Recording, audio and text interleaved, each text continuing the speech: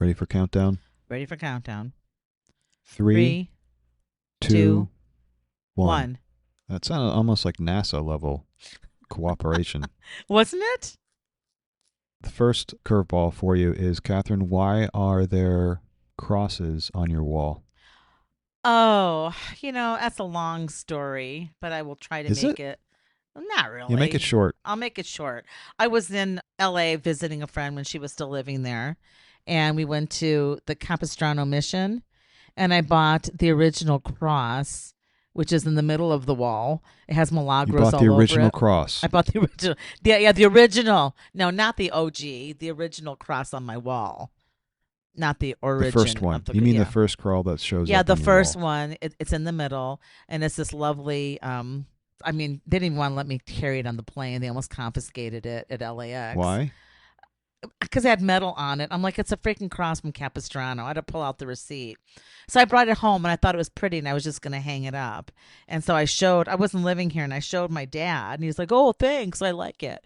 He would claim things like that. And so I left it Wow. here. Oh, yeah. Yeah. If you ate food out and then you brought something home, like, from the restaurant to eat it the next Yes, day. I know. Yes, Yeah, my that's where dad the would. food would come from. Yeah, Yes. my dad would eat it for breakfast.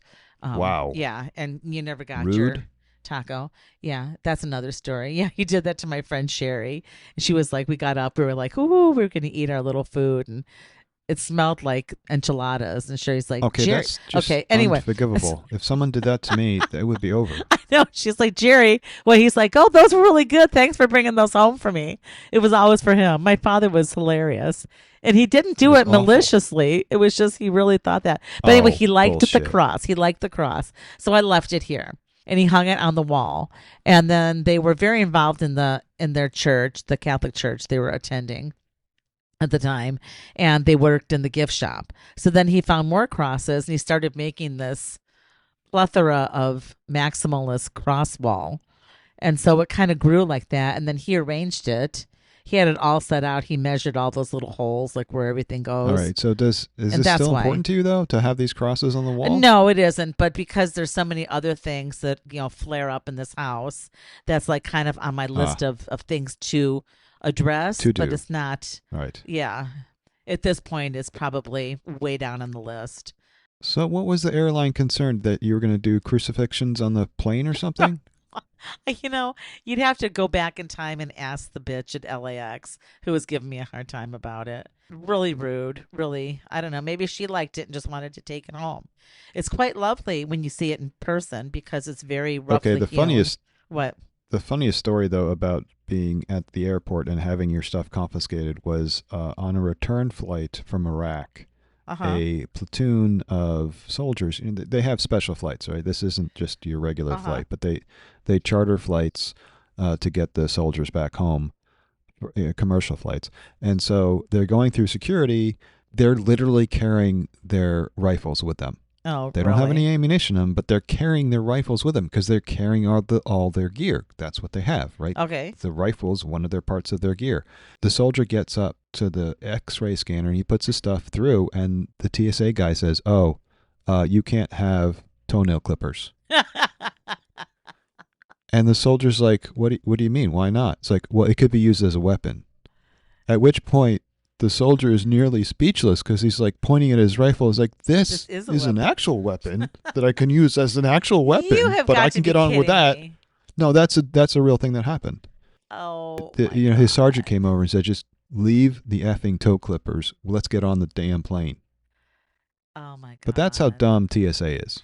Yeah, I've left plenty of things at TSA, water bottles and pepper So thank spray. you for your service, but I'm taking your toenail clippers. Nice.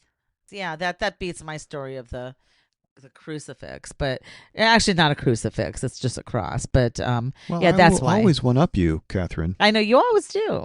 You always do. But So that's why I have that a wasn't wall me of though. crosses. I have a wall of crosses.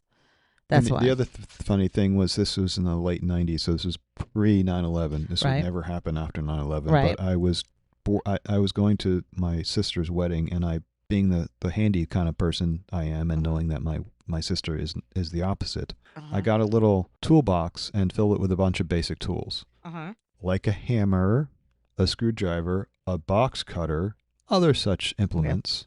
So I show up to the airport with this little box, Mm-hmm. toolbox of stuff, and I go through security. Again, this is pre 9/11, but even then they were a little bit hesitant to let someone on the plane with a hammer. And of course, I didn't realize my mistake until I was there.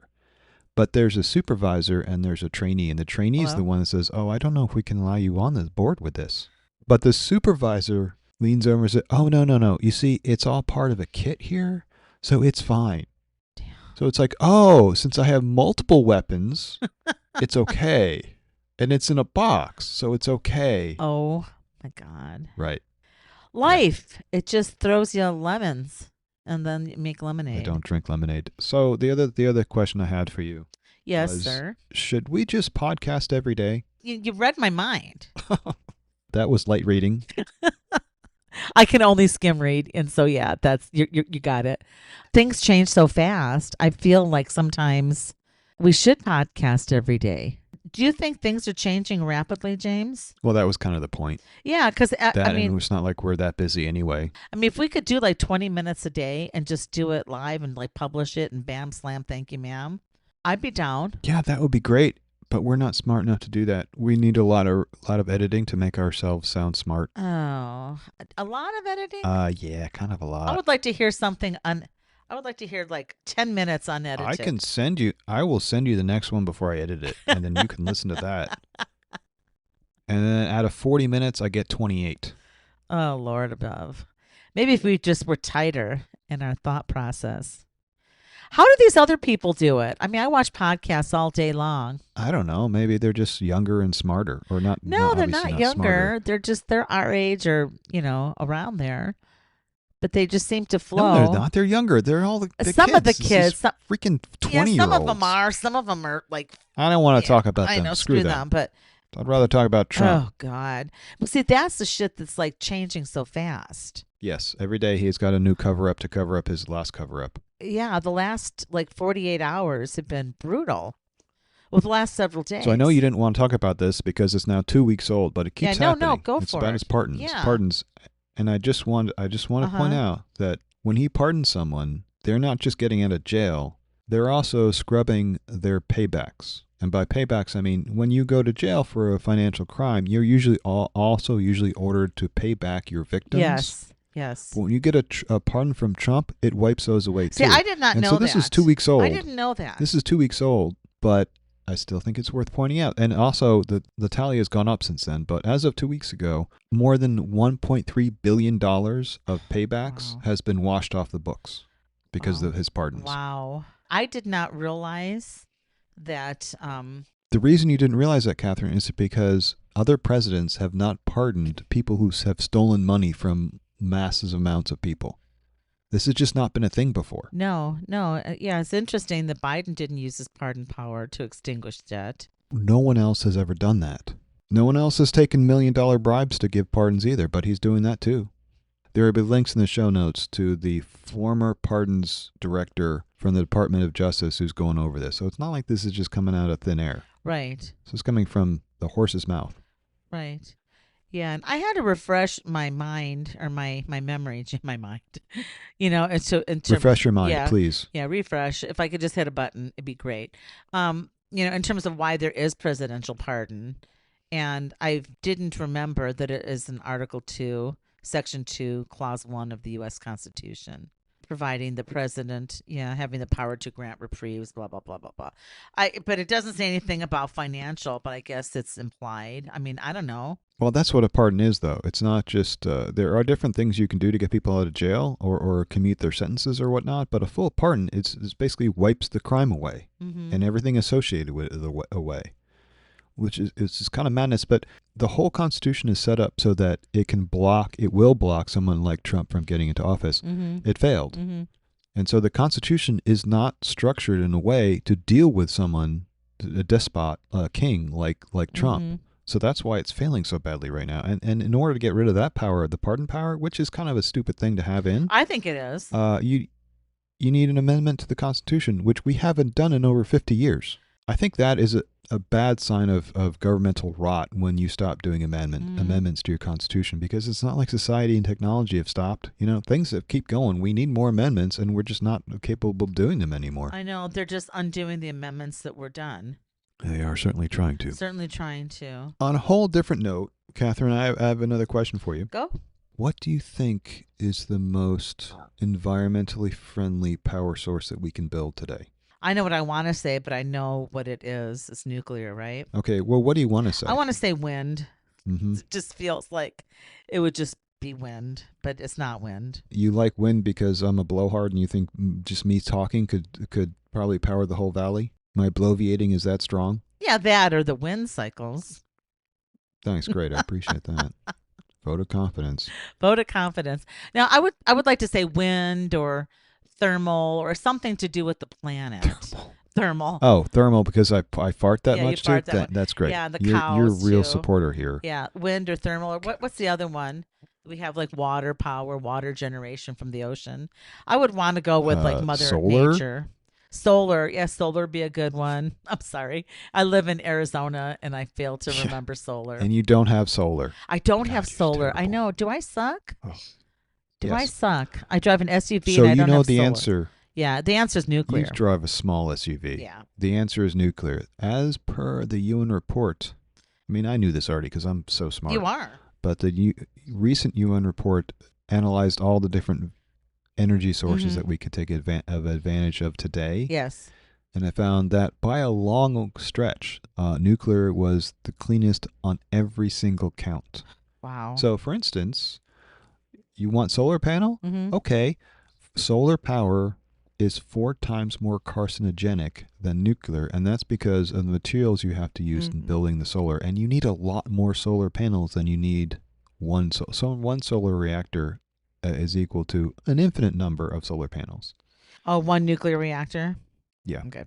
That goes a long way. Uh-huh. They also lowest greenhouse gases. And again, the manufacture of all the parts of the wind turbines and the offshore stuff and the solar panels, those all generate a lot more greenhouse gases than building one very big nuclear plant. Or small. You can make them small now. I know. I wish they were smaller around here. Well, we have plans for new ones can be much smaller, but there are so many restrictions on building new ones that it makes it very hard to build them. So we just have to change the laws so we can build them more easily, and they'd be a lot more efficient and a lot safer. Yes. Land use also. Nuclear wins again. It uses a lot less land than any of the other options. And this is what's going to blow most people's minds. So nuclear has the fewest deaths associated with it per megawatt, kilowatt, whatever you want to measure it, than anything else. Chernobyl didn't kill that many people. Yeah, maybe a few thousand after you can account for the cancers. Fukushima killed no one. No fatalities from Fukushima. And yet coal regularly on an annual basis kills at least dozens of people. And then the associated problems with gas or oil, that's hundreds of thousands a year. Right. Yeah, it's against everyone's intuition because the anti-nuclear crowd have been so successful at painting the whole point of this is just to educate us as a community again that nuclear, it really is the best, and that's what we need to be focusing on. If they could build them safer, I'm not opposed to nuclear. But as I was watching, I watched the TikTok that you sent, and read a little bit about it. And in the back of my mind, I couldn't help but wonder about all of the nuclear waste and the amount of concomitant cancers that did affect people when Fukushima, I can never pronounce it. Fukushima had 0 deaths and 0 cancer-causing agents. Really? Released, even when the cadmium was washing up against the shores, and they were like talking years ago about don't drink the milk from Oregon because there's cadmium in the water. Remember all that? Here's the thing: the cadmium, that wasn't the problem. They were talking about irradiated water that they used to cool the plant that was released back into the ocean. Yes. The water that they used to cool the plant after the meltdown had less radiation in it than the water in the ocean. Because you know what has radiation in it, Catherine? Everything. Right. There are no deaths caused by Fukushima. 0 deaths. 0 deaths. 0 cancers. 0 deaths. It was completely anything else. Anything you hear to the contrary is fake news. Okay. The other thing that I thought about, and I don't know if I don't think it's fake in terms of the aging infrastructure. You kind of alluded to that in terms of building newer, smaller, perhaps safer structures to house this. I know our plant here, I think, isn't it past its prime in They all terms are. of the infrastructure? In the And what U.S., does that mean? Yeah. all of our nuclear plants in the U.S. are well past their use by dates.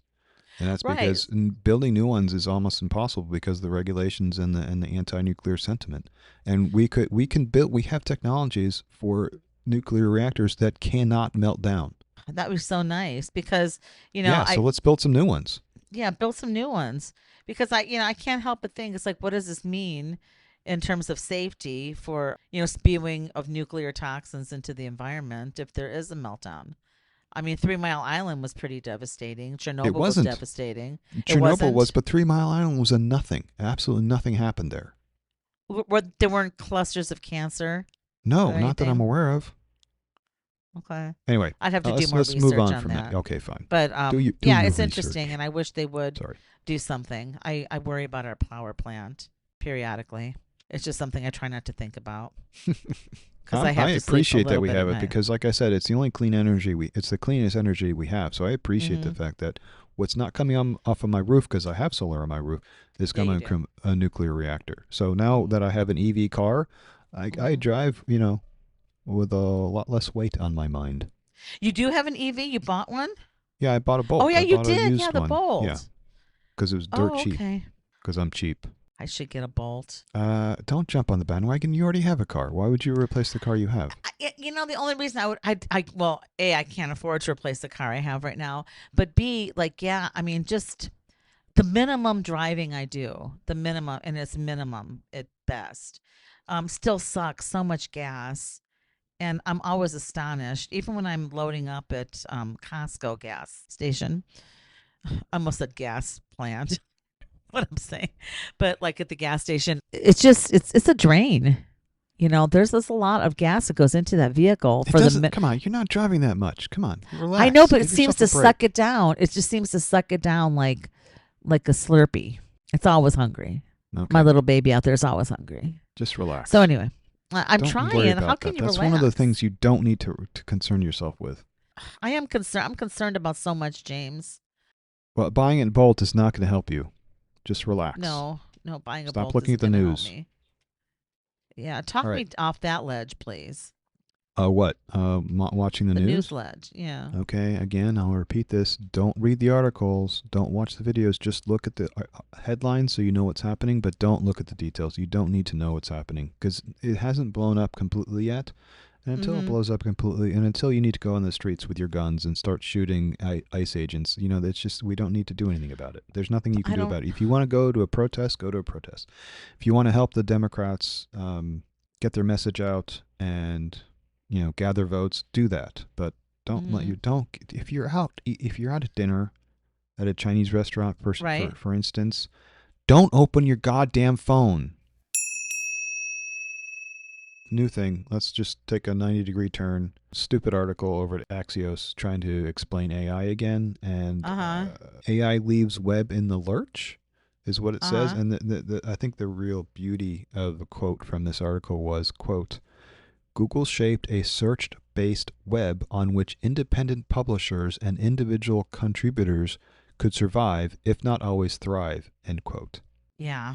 I thought that was the funniest thing I'd ever read because whoever wrote that has no idea what the web was like before Google. Because before Google, we all thrived with our own content. I used to have a blog that people read, literally. Oh, really? Like people would come to my, I'm a nobody, but people would read it. I had one post. It's the stupidest post I probably ever wrote. It was comparing the Nikon D40 versus the Nikon D60, which were basically interchangeable cameras. Uh huh. But I went deep dive into which one was better, and I had 40 comments on that post. Oh my gosh. And I made almost $500 from Amazon links from that post to buying those cameras on Amazon. Oh, really? Yes. The web was a glorious place before Google, and then Google decimated it. The Google was terrible for the web. Google has done nothing but try to steal your content and republish it for its own uses, and has been devastating to publishers. absolutely devastating. So to think that Google has somehow helped publishers is complete and utter bullshit. The only thing that they ever did to help publishers was stuff that they were forced to by the courts. I see. That's just complete and utter nonsense. And they're saying this because, well, Google might have been bad, but it's not as bad as AI. It's like, you know what? AI is doing to Google what Google did to the web. Yes. So I don't cry for Google at all. And the web is long dead. The beauty, the glory that was the web is gone forever. Well, maybe not forever, but it is taken a serious nap for the past 20 years. Do you think that AI is just going to replace human interface? It certainly will in some ways. That's one of the more interesting aspects of it is Johnny Ive, the former head of design at Apple, and the guy from AI, Sam Altman, right? They're getting together. They're trying to build a whole new device, which is AI first. And if you can just talk to your technology, that's going to change things. I don't know how much. I don't know if that means we don't have our phones anymore, if we just talk to them, or if we just interact with them differently. But it certainly has the opportunity to. You can create programs with the AI. You can create all this stuff. It's like, I don't know why anybody would bother learning Photoshop anymore, because if you want to edit a photo, you can just spit it into AI and just tell it what you want, and within 30 seconds it'll do what you wanted it to do. Right. And and that's what I was thinking about when I was reading this. It's like as AI quote unquote takes over more and more. Like we've talked about this before on the podcast, that it was like a tool for creativity. Do you see it now becoming something other than a tool? It's still a tool. It's just like it's a slightly different tool than we've had before, because the other tools, like the computer, is a tool, but the computer is like a better tool than the tools we've had in the past. Like let's take CAD, computer aided design, which is really just a fancy way of saying a mechanical drawing. Like if you want to make something like a teapot, you have to draw a very detailed drawing of it with dimensions and whatnot and multiple views, so that when you go to manufacture it, you know what you're making. Right. So that's CAD. So in the old days, you had to draw that by hand, and you had to have sheets upon sheets upon sheets for any given product, and it was a pain in the ass. Or building, same thing with buildings. With the computer, it makes it so much easier because you can focus on one part. You can recreate the whole thing without having. If you had to change in the old days of having everything on paper, you had to redo like a dozen drawings, and that would take like just a full day just to redo the drawings. Now you can change one little part and the whole thing updates by itself. So it takes like 5 minutes rather than a whole day. That was the improvement that computers brought to tools. AI, though, takes away the need to make the drawing in the first place. You can just tell the computer to do it. So it's generative. That's kind of a game changer. The computers are doing things for us now. It's not making it easier for us to do the things that we used to do. It's now doing those things for us. Yes. It's a very different type of place that we're at now. Interesting. Yeah, I thought this was really interesting. And it's like it's kind of has taken the tool perspective and just taken it a step further in some ways. Right. But in a step that we've never had before in human history. Have you noticed a growing number of AI explanations when doing searches? What's that? Like, when you do a search now on the internet, and, it'll bring up like a synopsis, like an AI generated explanation.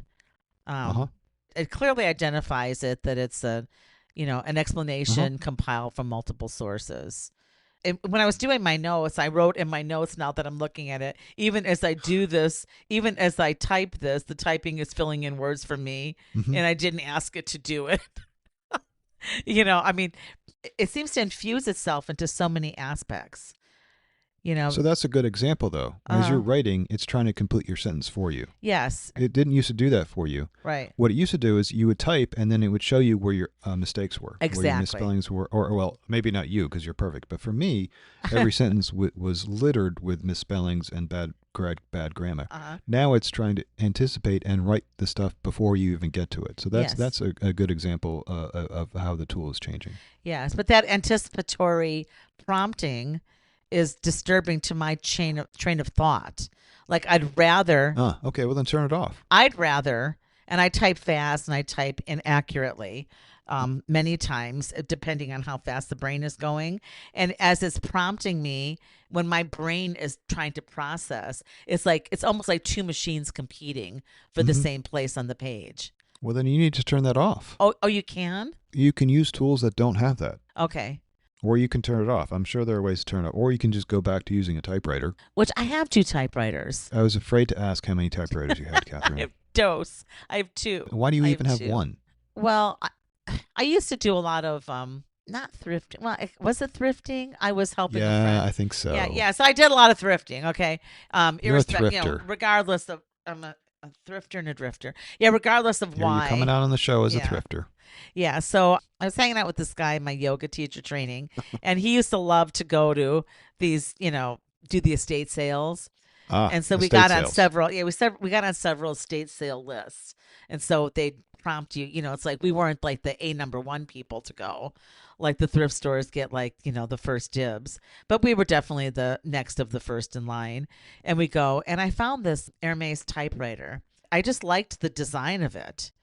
And it's just really cool. I'll send you a picture. Yeah, you just love stuff, don't you? That's the problem I with you, love Catherine. You stuff, and just love stuff too I know I much. took it over to Mesa Typewriter, who I hope he's still in business. It's a darling little typewriter shop.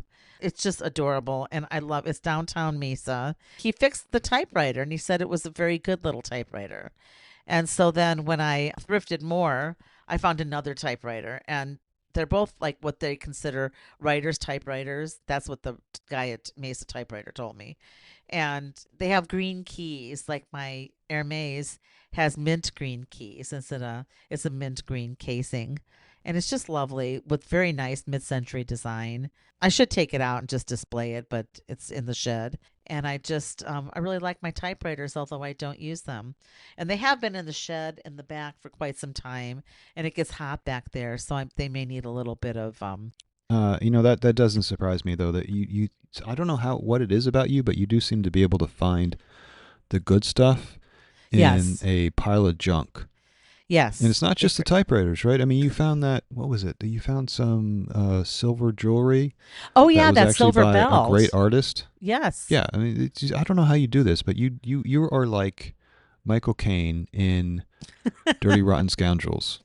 Like Oh my God. he wanted to be a great artist, right? But he tried all these Uh-huh. different things. He was never any good at any of them. What he realized at the end though was that he had good taste. So he uses good taste to maybe do nefarious things to people. But how else are you going to capitalize on good taste? Oh, no, I'm not nefarious. I'm just a collector. You know that belt that still amazes me. I remember walking into that thrift store that's no longer there, and I saw that belt from the door. That's I was crazy. outside, and I'm like, that is friggin' 925 silver. And I beelined right to I mean, I could see it from the outside as my friend was opening the door to the shop, and I'm like, I'm going in. There was a belt rack right there, and it was like about 15 belts back. They just had them all piled up, Yeah, yeah. We don't have to go into the story again. No, and But I just we get friggin' it. You're love it. I special. still You're very have it. I'm special, very Catherine. special. I'm very special. But I've not had that much luck thrifting anymore. I think there's so many thrifting blogs, and people are out there finding all this quote unquote amazing stuff. I think some of it's just planted because there's no way in hell they're finding that great of stuff every freaking day when they go thrifting. Well, And if you're I've hit up killing like everything that happened a day, then couple that's what social stores. media is, right? Social media just highlights the one thing, the one in a million thing. Yeah, but these people have these not blogs or whatever, the little YouTube channels, and they Yeah. seem to find like the greatest goods every time. And I don't really buy it. I don't because it's a diamond in the rough. I mean, you really have to look and you've got to spend time. I guess maybe they do spend time and that's their life, but I don't have that kind of well, I guess I do have that kind of time. I choose to not use it like that. Can I just tell you a quick story? If it's quick, but you don't do quick stories. My new favorite place to thrift is Uh huh. Stardust, where they do the building stuff. Have you been Hmm. there? I have not. I freaking love that place. And it's so gross, but it's so amazing. I went down to Tucson, a couple weeks ago, and we always shop on Fourth. It was a Fourth Avenue, and there's this adorable little store that has all recycled stuff in it. And I just fell in love with some of the articles, and it always gives me motivation. So I went to Stardust and bought some supplies, and it just motivated me to be creative. So I'm going to make a little coat holder, a little key holder out of a recycled door that I found at Stardust with some doorknobs. Is Stardust in Tucson? No, Stardust. There's one on Oh, 51st okay. Avenue and Oh, Northern 51st. Well, it Glendale. might as well be in Tucson, 51st No, Avenue. and What are you, then crazy? there's no there, and It's like there's one, California. but there's stuff like on your. I mean, there's a Stardust everywhere. I don't There's know a what a Stardust in Stardust here. is. I've never heard of this. What are you talking about? Oh, it's a building. Like if you tear down your house or you take out your cabinets and you don't want to fill up the landfill, you Yeah, take well, it to that's then you call Stardust. Habitat for Humanity because you're a humane person. It's a Habitat for Humanity under a different name. Like I went there and, that Marazzo tile that I'm putting throughout the whole house. I have a good eye for this stuff. And this Marazzo tile, there was a big box of a different color. I had a vision in my head of tiling something else in the house, not the floor. And I thought it'd be pretty to do it two different colors. And that was actually the color. It's like this very misty gray. And they had the same damn tile that I spent like an arm and a leg. And they had it there. And I'm like, damn, I'm just going to get it because I'll keep thinking about it. I may not Oh, use it Catherine, now, but I will this is use so it. exciting. Please continue talking about your tile. But no, but that's what I'm saying. It's good for shit like Oh, that. jeez. Yeah, I get that. It's not good for a podcast, though. Should we wrap this? Didn't you want to talk about Taylor Swift? I did want to talk about, yeah, I was happy, because I've been kind of doing this thing about reclaiming my creativity. I'm really trying to be creative. I'm really trying to use that as an outlet for my angst. Not that it's working, but it's kind of working. So I came across this Rolling Stone article about Taylor Swift and about her re-recording project and what a massive success that was in terms of her Taylor's version. And it was kind of in light of the fact that she just bought back her life's work, as I look at it, from Scooter Braun, the CEO of Hybe US, who previously bought rights to her first 6 albums. And the fact that she re-recorded it really is a flag. So it's a big FU to the powers that be. I thought it was impressive that she reclaimed her life's work back. And it just kind of fit into my little mantra of like kind of trying to reclaim my creativity amongst the detritus of what my life has become. Well, how are you doing that now? I'm trying to funnel it into some writing. Ah. I'm trying to funnel it into people I've connected with, like this gal Jackie who does Doodles and Drinks, I think is what it's called. Are you publishing your writings? I've not published anything yet. Why do you hold back on that? I always worry about not competition, but I worry about criticism.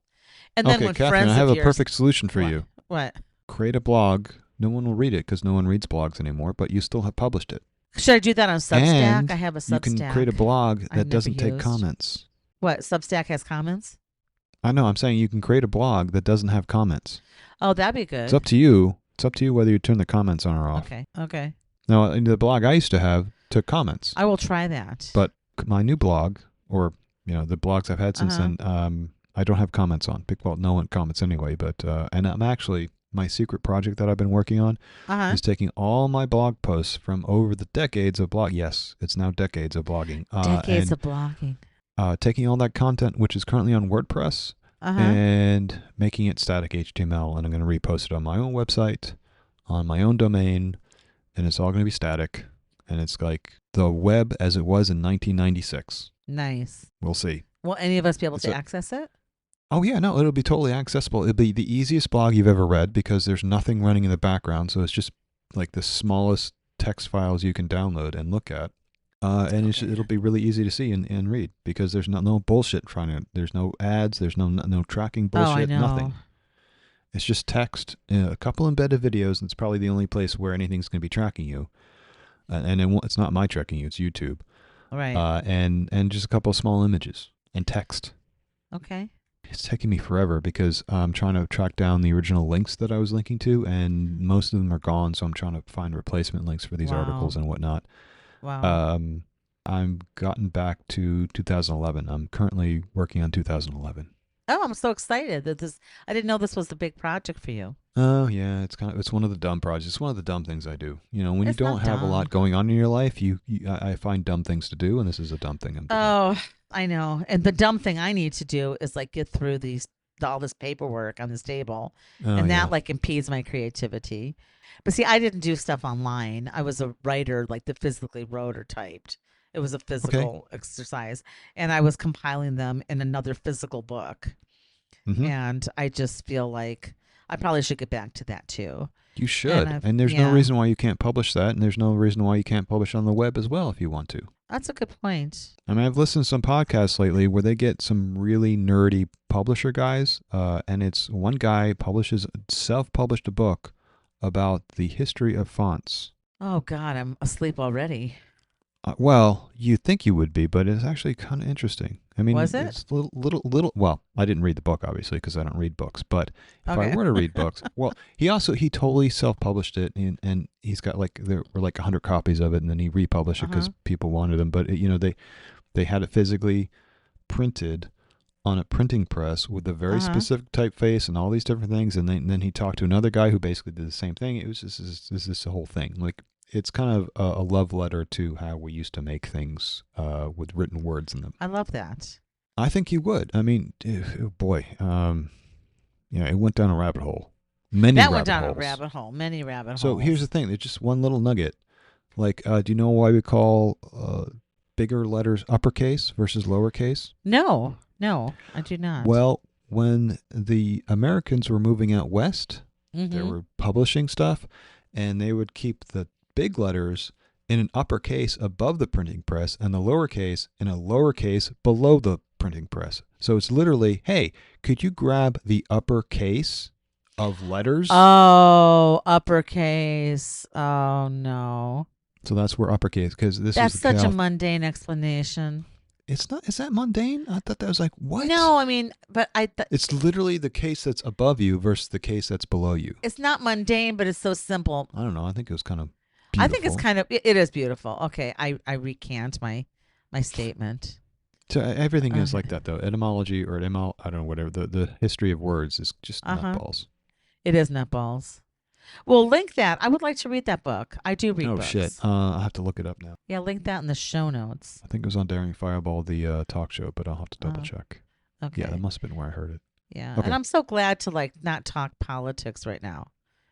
It feels we did very talk good. Thank you. politics. A little bit. But not like we could have. Oh, and Taylor Swift. Yeah, I think I only like one of her albums. That was 1980. I was going to say 1984. Yeah, 1984 by Taylor Swift. Oh, we should do that. That would be an interesting not 1984 collaboration, by Taylor artistic Swift. creation. Taylor's version. 1984 by Taylor Swift. So anyway, 1989 was the one I'm trying to say. I Yeah. like that album. I have to admit, I kind of like that album. I don't really like her other albums, but I like that one. Yeah, I can't say that I was a Swiftie, but I do appreciate her creative nature. I do appreciate that she went up against the machine and Oh, she's kind of the dominated. machine, though. She is the machine too, but good for her. Yeah, Catherine, there's always some tell that we're at the end of the episode, and sometimes it's when you go on about your tiles, and sometimes it's about when we start talking about our musical tastes, and I think that's a pretty good clue. I think that's a pretty good clue. Let's wrap Yeah. it. And then next time, let's talk about some of the things going on in the art world here in Phoenix. There's some big changes coming to some of the galleries downtown, and I'd like to talk about that. Okay? All right. All Great. righty. Okay. Bye. Okay, bye.